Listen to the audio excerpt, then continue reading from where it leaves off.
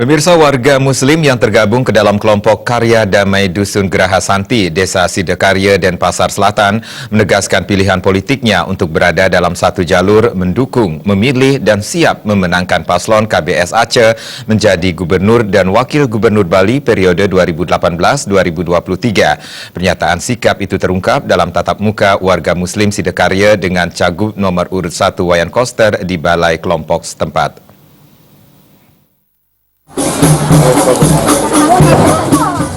Kehadiran Cagup Bali nomor urut 1 Wayan Koster di kelompok Karya Damai yang dihuni 1.140 jiwa disambut kesenian rebana dan gandrung Ekawangi.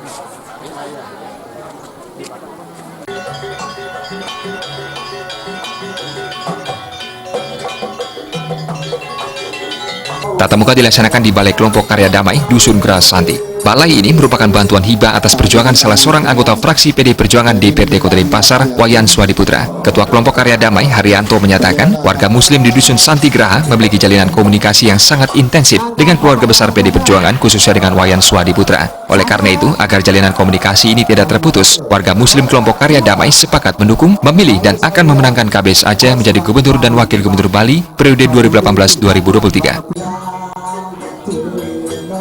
Dan harapan kita semua, kita optimis mudah-mudahan beliau memenangkan dan akan menjadi nomor 1 di Bali, yang mana kita harapan besar Pak di sini untuk sinergi kelanjutan kita.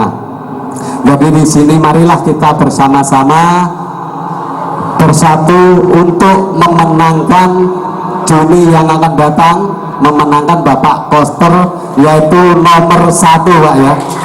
Jadi ini saya mohon Pak, karena kita masih banyak. Kenapa kita harus dukung Bapak Koster? Selama ini kita sudah berjuang sama Pak Swadhiputra, jadi kita lanjutkan kepada Pak Gubernur, jadi sinergi kita ke depan biar lebih lancar.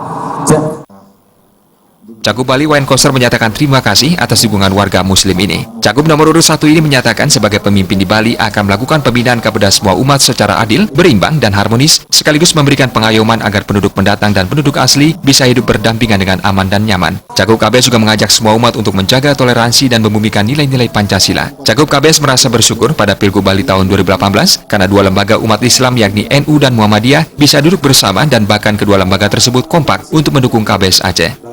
Nah, untuk membangun Bali, memajukan Bali harus melibatkan partisipasi, gotong royong, kebersamaan dari semua komponen masyarakat.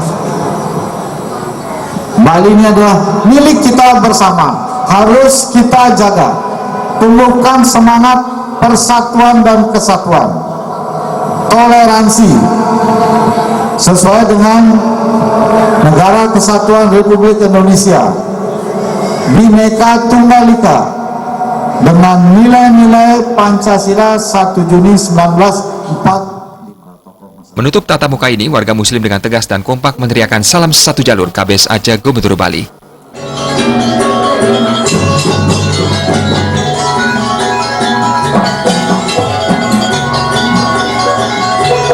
Humas PD